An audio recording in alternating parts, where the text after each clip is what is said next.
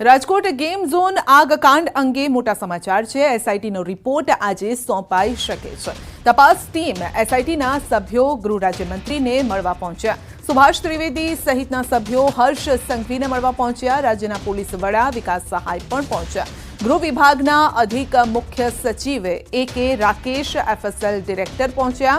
આ કાંડના રિપોર્ટ અંગે ગૃહ રાજ્યમંત્રી સાથે મુલાકાત।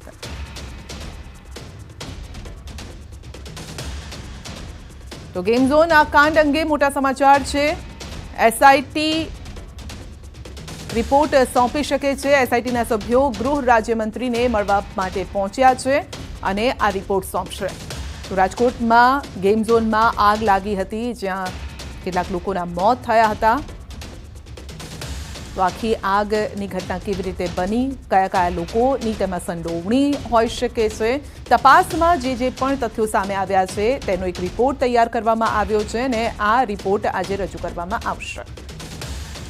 વધુ અપડેટ મેળવીશું સહયોગી ગીતા પાસેથી। જી ગીતા, આજે એક મહત્વની બેઠક છે રાજકોટ આગ કાંડને લઈને। જી, રાજકોટ જીઆરપી મોલમાં જે દુર્ઘટના ઘટી છે, જે આકાંડ થયો હતો, તે મુદ્દે સીટ તપાસ કરી રહી હતી ને સીટ 20મી તારીખે તેનો આખરી રિપોર્ટ રાજ્ય સરકારને સુપરત કરવાની હતી, પરંતુ મોડી રાત સુધી પૂછપરછ બાદ આજે કદાચ આ રિપોર્ટ સુપરત થઈ શકે છે। આજે સીટના જે સભ્યો છે તે સહિત જે ચેરમેન છે સુભાષ ત્રિવેદી, ગૃહ રાજ્યમંત્રી હર્ષ સંઘવી મળવા એસએસપી પહોંચ્યા છે। આ જે ગેમ ઝોન છે, જે આકાંડ થયો હતો, તેના રિપોર્ટ લઈને તેઓ પહોંચ્યા હોવાનું સૂત્રો કહી શકે। રાજ્યના પોલીસ વડા વિકાસ સહાય પણ સાથે છે, ગૃહ વિભાગના અધિક મુખ્ય સચિવ એ.કે. રાકેશ પણ સાથે છે, એફએસએલના ડિરેક્ટર પણ સાથે છે। સીટના રિપોર્ટ મુદ્દે ફાઇનલ ચર્ચા આજે ગૃહ રાજ્યમંત્રી સાથે થશે અને ત્યારબાદ ગૃહ રાજ્યમંત્રી દ્વારા મીડિયા સમક્ષ તેની જાહેરાત થશે। જી, આપનો આભાર। સુરેન્દ્રનગરના પાટડી તાલુકાના માલવણથી પીપળી ગામ તરફ પસાર થતી માઇનર કેનાલમાં ગાબડું પડ્યું છે। મોરબી અને માળિયા બ્રાન્ચ કેનાલમાં પાણી છોડવામાં આવતા પીપળી તરફની માઇનર કેનાલમાં ગાબડું પડ્યું છે। કેનાલમાં ગાબડું પડતા આસપાસના ખેતરોમાં પાણી ફરી વળ્યા। કેનાલમાં ગાબડું પડતા ખેતરમાં નુકસાન થયું છે અને ખેડૂતોમાં પણ ભારે રોષ છે।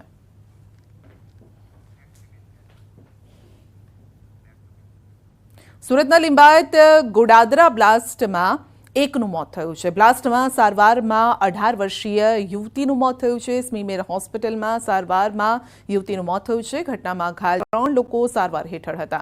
ઈ બાઇકમાં બ્લાસ્ટ બાદ આગ લાગી હતી અને આગના કારણે નજીકના સિલિન્ડરમાં બ્લાસ્ટ થયો હતો। આગ લાગતા 3 લોકો મકાનમાં ફસાયા હતા। આગની ઘટનામાં એક વૃદ્ધ પણ દાઝ્યા હતા। ફસાયેલા લોકોનું ફાયર વિભાગે રેસ્ક્યુ કર્યું છે। તો લિંબાયત ગોડાદરા બ્લાસ્ટ કેસ, જેમાં એક યુવતીનું મોત થયું છે, સારવાર હેઠળ હતી આ યુવતી જેનું મોત થયું છે।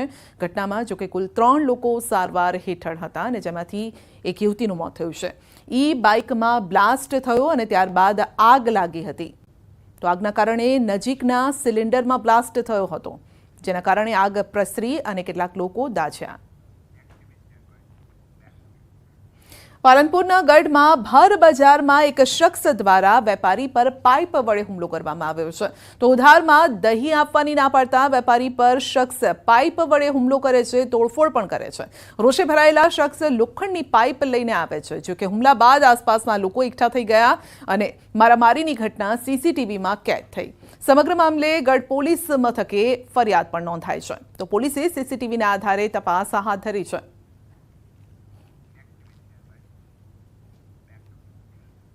પંચમહાલમાં નીટ પરીક્ષા કૌભાંડમાં સૌથી મોટો ખુલાસો થયો છે। ગોધરા સેન્ટરથી પેપર લીકની વાત અફવા સાબિત થઈ છે। ગોધરા પોલીસનું નીટ પરીક્ષા કૌભાંડમાં મોટું નિવેદન। નીટ પરીક્ષા પેપર ગોધરાથી લીકની વાત ખોટી છે। ગોધરા સેન્ટર પરથી કોઈ પેપર લીક નથી થયું। ગોધરા પોલીસના મતે આરોપીની જામીન અરજીનો કોર્ટમાં પોલીસે વિરોધ કર્યો છે અને જામીન નહીં આપવા માટે પોલીસે મજબૂત પુરાવા પણ રજૂ કર્યા છે તેવો દાવો પોલીસનો છે। નીટની પરીક્ષા બાબતે એની અંદર ક્યાંય પેપર લીક થયું હોય કે ફૂટ્યું હોય એવી કોઈ હકીકત આજ દિન સુધી સામે આવેલ નથી। એ તદ્દન હકીકત ગોધરા ખાતેની એક ખોટી છે। એક સલાહ છે કે આવી અફવાઓથી દૂર રહેવું અને એને માનવી નહીં. આવી કોઈ હકીકત તપાસ દરમિયાન આજ દિન સુધી સામે આવેલ નથી અને આવી કોઈ હકીકત બધાનું ધ્યાન પર આવેલ નથી. તો નકલી કચેરી, નકલી એને હુકમ અને હવે નકલી કર્મી. દાહોદમાં નકલી સરકારી કર્મીનો વિડીયો વાયરલ થયો છે. લીમખેડા તાલુકા પંચાયતનો આ વિડીયો છે જે વાયરલ થઈ રહ્યો છે. અગાઉ દાહોદમાં નકલી કચેરી અને નકલી એને હુકમનું પ્રકરણ બહાર આવી ચૂક્યું હતું અને હવે નકલી કર્મચારીઓ સામે આવ્યા છે. લીમખેડા તાલુકા પંચાયત કચેરીની બાંધકામ શાખામાં સરકારી કર્મચારીઓની જગ્યાએ બિન અધિકૃત વ્યક્તિઓ બેઠા હોય તેવો વિડીયો વાયરલ થયો છે. તાલુકા પંચાયતની બાંધકામ શાખામાંથી થાય છે કરોડો રૂપિયાના વિકાસના કામ. બાંધકામ શાખામાં કેટલા સમયથી આવા બિન અધિકૃત વ્યક્તિઓ કરે છે કામગીરી તે તપાસનો વિષય છે. આ તરફ વાયરલ વિડીયો અંગે લીમખેડા TDOએ કહ્યું છે કે વિડીયોમાં દેખાનારા લોકો અમારા નથી, કોણ વ્યક્તિ છે તેની પણ તેમને જાણ નથી. વિડીયો તાલુકા પંચાયત લીમખેડા ખાતેનો જે વાયરલ થયો છે તેમાં હકીકત એ છે કે આવા કોઈ કર્મચારી અહીંયા કામ કરતા નથી અને બાંધકામમાં કેવું કે બિલોને એવું લઈને લોકો આવતા હોય છે એટલે કોઈ માણસો બેઠા હશે અને કોઈ માણસે આવતા વિડીયો ઉતારીને આવતા ખોટી રીતે ફેલાવેલો છે. બાકી આવી કોઈ હકીકત છે નહીં અને આવા કોઈ કર્મચારીના અહીંયા આવતા હોય તો એમ જે વિડીયો ઉતારનાર વ્યક્તિએ તરત ધ્યાન દોર્યું હોત તો એક જ ખ્યાલ આવતો, પણ અત્યારે તો વિડીયો ક્યાંનો છે કંઈ ખ્યાલ આવતો નથી. વિડીયોમાં જોઈને કોઈ એવું કંઈ ખ્યાલ આવતો નથી કે કોઈ કર્મચારી છે કે કોણ છે. એટલે હાલ આ તો હું તો વિડીયોમાં જોઈને જ કહી કે આ કોઈ કર્મચારી તો નથી જ અને આવા કોઈ કર્મચારી એ કામ પણ કરવાના. અમરેલીના સાવરકુંડલા શહેરના મુખ્ય માર્ગો પર પાલિકા દ્વારા મેગા ડિમોલિશનની કામગીરી હાથ ધરાઈ. 1 વર્ષ પહેલા શહેરમાં પાલિકા દ્વારા મેગા ડિમોલિશન કરી દબાણો હટાવવામાં આવ્યા. મુખ્ય માર્ગો પર દબાણો કરતા પાલિકા દ્વારા ફરી દબાણ હટાવ્યા છે. તો PGVCL પાલિકા માર્ગ અને મકાન વિભાગ પોલીસ ટીમ ડિમોલિશન કામગીરીમાં જોડાઈ. મહુવા અમરોલી રોડ પર રિદ્ધિ સિદ્ધિ ચોકથી હાથસણી રોડ, જૂના બસ સ્ટેશનથી જેસર રોડના મુખ્ય માર્ગો પર દબાણ દૂર કરવાની કાર્યવાહી હાથ ધરાઈ. આ તરફ ભાવનગરમાં પણ મનપા ફરી એક્શનમાં આવ્યું છે. મહાનગરપાલિકાના એસ્ટેટ વિભાગ દ્વારા સુભાષનગર વિસ્તારના કંસારા કાંઠે આવેલા ગેરકાયદેસર બાંધકામ હટાવ્યા છે. તો કંસારા કાંઠે આવેલ અનેક ગેરકાયદેસર નાના મોટા મકાનો પર બુલડોઝર ફરી વળ્યું. એસ્ટેટ વિભાગ દ્વારા છેલ્લા ઘણા સમયથી દબાણ હટાવવાની કામગીરી ચાલી રહી છે.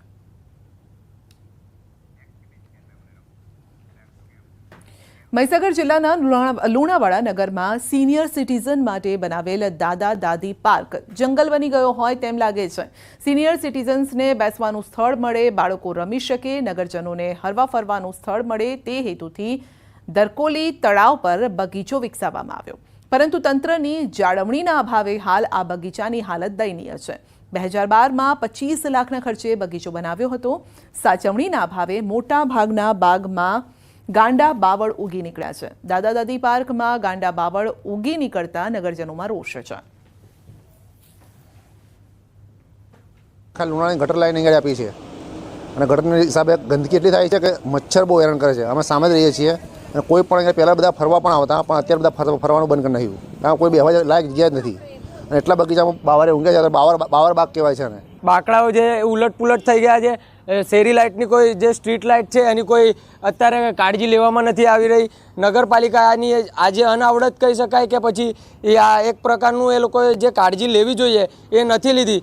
બાવરિયા બધું અંદર જવાય એવું નહીં અને પ્લસ ગંદકી વધી ગઈ છે. અંદર ઢોર વધારે ફરે છે અને કોઈ સાફ સફાઈ બી નથી અંદર. તો આ બાગના કંઈક એવું સારું થવું જોઈએ એવું અમારી માંગ છે. મહીસાગર જિલ્લાના મુખ્ય મથક લુણાવાડા ખાતે દાદા દાદી પાર્ક બનાવવામાં આવ્યો હતો.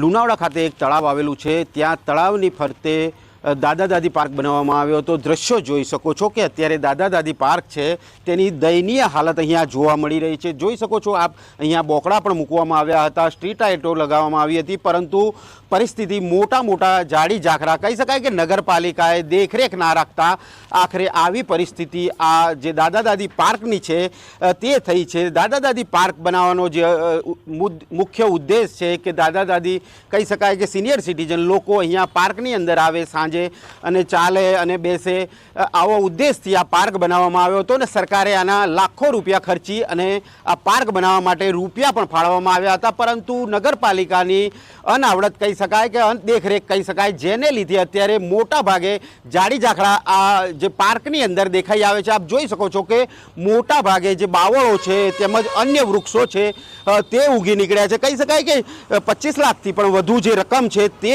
નગરપાલિકાને સરકાર દ્વારા ફાળવવામાં આવી હતી. અને આ દાદા દાદી પાર્ક છે સિનિયર સિટીઝન માટે આ જે પાર્ક બનાવવા માટે ફાળવવામાં આવી હતી અને આ પાર્ક બનાવવામાં પણ આવ્યો હતો, પરંતુ અત્યારે નગરપાલિકા દ્વારા જે દેખરેખ ના રાખતા અત્યારે જે પરિસ્થિતિ છે આપ દેખી શકો છો કે દયનીય પરિસ્થિતિ અહીંયા જોવા મળી રહી છે. લોકો અહીંયા રોષે ભરાયા છે કે આ તાત્કાલિક ધોરણે ઝાડવા છે તે પણ અહીંયા દૂર કરવામાં આવે, જેથી કરીને જે સિનિયર સિટીઝન લોકો છે તે ફરી શકે. મિતેશ ભાટિયા, ન્યૂઝ 18 ગુજરાતી, મહીસાગર. આણંદના બાકરોલના પરા વિસ્તારમાં આવેલા રામપુરામાં બાળકો ભર ગરમીમાં ખુલ્લામાં ભણવા મજબૂર છે. રામપુરા પ્રાથમિક શાળામાં સીમ વિસ્તારમાં ખેત મજૂરી કરતા મજૂરોના બાળકો અભ્યાસ કરે છે. શાળાના જર્જરિત ઓરડા ઉતારી લેતા બાળકો ખુલ્લામાં અભ્યાસ કરી રહ્યા છે. શિક્ષકોનું કહેવું છે કે હાલમાં શાળાનું બાંધકામ ચાલી રહ્યું છે, પરંતુ વૈકલ્પિક વ્યવસ્થા નથી, જેના કારણે બાળકોને આ રીતે જ ભણાવવા પડે છે. શિક્ષકોની ચિંતા એ પણ છે કે જો વરસાદ થાય તો આ સ્થિતિમાં બાળકોને કેવી રીતે ભણાવવા. 8 મહિનાથી અહીંયા આવ્યો ત્યારથી જ ખૂબ જ જર્જરિત હાલતમાં બિલ્ડિંગ હતું. બિલ્ડિંગ પડી ગયેલું છે, નવું બિલ્ડિંગ મંજૂર થઈ ગયેલું છે અને અત્યારે બાળકોને બેસાડવામાં ખૂબ જ તકલીફ છે. અને આચાર્યશ્રી દ્વારા વારંવાર રજૂઆત કરવામાં આવેલ છે, પણ ઝડપથી કોઈ યોગ્ય નિકાલ આવેલ નથી. તો તંત્રને નમ્ર વિનંતી કે બાળકોને બેસવા માટે યોગ્ય વ્યવસ્થાનો ઝડપથી ઉકેલ લાવવા આ પ્રયત્ન કરવામાં આવે. શાળા શરૂ થાય એ પછી બાળકોને બેસવાની વ્યવસ્થા શું કરીશું અહીંયા, કારણ કે 2 વર્ગો જે નવા પાછળ જોઈ રહ્યા છો એ 2 વર્ગોમાં શાળાનો બધો સામાન મૂકેલો છે. હવે મારે 181 બાળકો છે, મારે આટલા બધાને વરસાદમાં ક્યાં બેસાડવા? તો મને બેન થશે પણ હજી કોઈ વ્યવસ્થા થઈ નથી. તો મારે હવે આ બધા બાળકોને વરસાદ પડશે તો ક્યાં લઈને જવા? વાલીઓની પણ એ રજૂઆત છે કે બેન તાળાબંધી કરીએ. બુલેટિનમાં આગળ વધીશું નાનકડા બ્રેક બાદ.